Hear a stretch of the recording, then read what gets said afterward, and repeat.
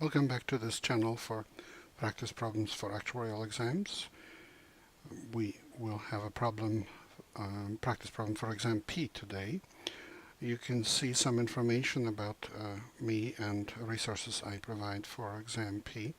So information about me can be found by going to smarturl.it/Jedi, and the manual that I wrote to study for exam P is the BTDT manual for course P, which you can find at smarturl.it/BTDT-P.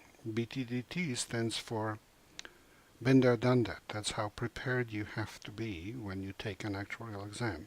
When you look at a problem on the exam, every problem, you need to be able to say, been there, done that. This is a problem which is from the sample published by the Society of Actuaries, number 173.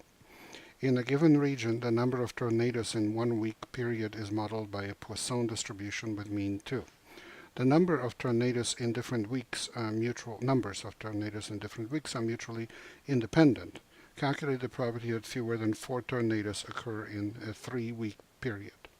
So if tornadoes in 1 week follow a Poisson distribution, and we have 3 weeks, and in those weeks the numbers are independent and identically distributed, as we see the Poisson, you need to remember that when you take a total that's a sum of the 3, so number of tornadoes in week 1, week 2, and week 3, the total over 3 weeks is the sum of individual weeks, and a sum of independent Poisson distributions is a Poisson distribution, and the mean of the sum is the sum of the means, and the mean is 2 for each week.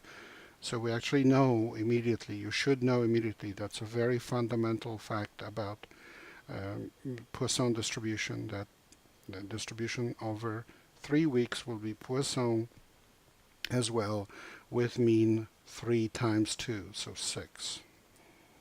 So this is what we're saying here in the beginning. And then the question is, what is the probability that n, the number of tornadoes in a 3-week period, the random variable, discrete random variable, is less than 4? Well, it's the same as the probability that it's 0, plus probability that it's 1, plus probability that it's 2, plus probability that it's 3. And then each one of those is calculated from the basic Poisson formula, which is lambda to the n over n factorial times e to the minus lambda, for n being, in this case, 0, 1, 2, and 3. So we plug in all these. We calculate the values, and the answer turns out to be 0.15120388 approximately. That's answer E. This is a relatively simple problem, but it's about the property of Poisson distribution that you need to know. It's very important on the test. Please remember, this is copyrighted material, and the problem itself comes from Society of Actuaries, used with permission. Good luck in your studies and good luck on your test.